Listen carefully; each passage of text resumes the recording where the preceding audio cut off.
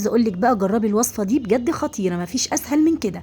هاتي كده بصلتين كده قطعيهم مكعبات صغيره، عليهم كده قرنين 3 من الفلفل الالوان والحار كده قطعيهم برده مكعبات، وانزلي عليهم بحوالي طماطميتين متقطعه مكعبات على فصين توم مفرومين، وهنتبلهم بقى بشويه كده من الفلفل الاسود، كمان شويه من السبع بهارات، ومعلقه كده من الماجي الفوريه اللي هي بتيجي من عند العطار، نص معلقه صغيره بس كده من السكر، وهتظبطي الملح بتاعك حسب الرغبه، وقلبي كويس قوي شويه البهارات اللي عملناهم مع شويه الخضار دول. بنكمل وصفتنا يا بنات، ما تنسونيش بالله عليكم بلايك وشير للفيديو وكومنت حلو لو بحرف، جزاكم الله خيرا.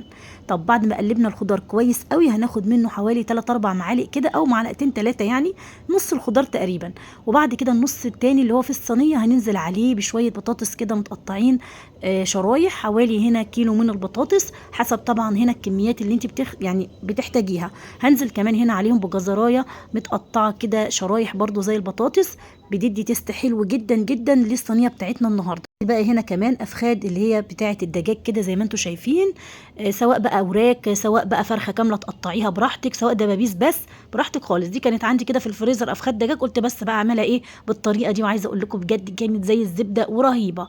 هبدا احطها كده على وش بقى الصينيه زي ما انتم شفتوا كده، وهجيب نص الخلطه اللي احنا شلناها هبدا احطها على وش كده الفراخ زي ما انتم شايفين، وكمان هحشي كده الافخاد كده من الجلد بالشكل ده علشان كمان اللحم بتاعها يتطعم من البهارات والخضار اللي احنا حاطينه. بجد ريحتها كانت خطيره وشكلها زي ما انتم شايفين يفتح النفس وهي نيه. طيب هاتي بقى كده كوبايه الا ربع من الميه، هننزل عليها كده بمعلقه من الصلصه ورشه ملح بسيطه، وهتبداي بقى هنا تقلبيهم كويس قوي وتنزلي على صينيه البطاطس بالفراخ دي، بجد يا بنات رهيبه بجد. وهنبدا كمان نجيب حوالي كده معلقتين 3 من الزيت على الوش كده، ما نكترش لاني طبيعي الفراخ هتنزل كل دهونها على البطاطس. دخليها بقى ايه الفرن او تحطيها على النار من فوق، انا حطيتها على النار من فوق، اول ما استوت دخلتها تحت الشوايه خدت اللون الجميل اللي قدامكم ده. عايزه اقول لكم طعم وريحه بجد جنان، خطيره جدا جدا. اعمليها كفكره غدا جميله جدا بالطريقه دي، تعجب الاولاد جدا جدا.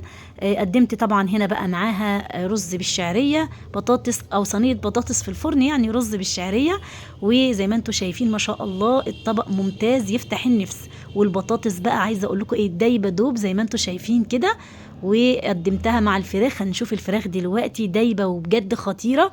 وكمان عملت بقى شويه سلطه خضراء، وتقدمي الغدوه دي او فكره الغدوه دي ان شاء الله يا رب يكون افدتك بيها للاولاد، ونوعا ما اقتصاديه وحلوه جدا. بصوا الفراخ دايبه دوب ازاي، بجد خطيره.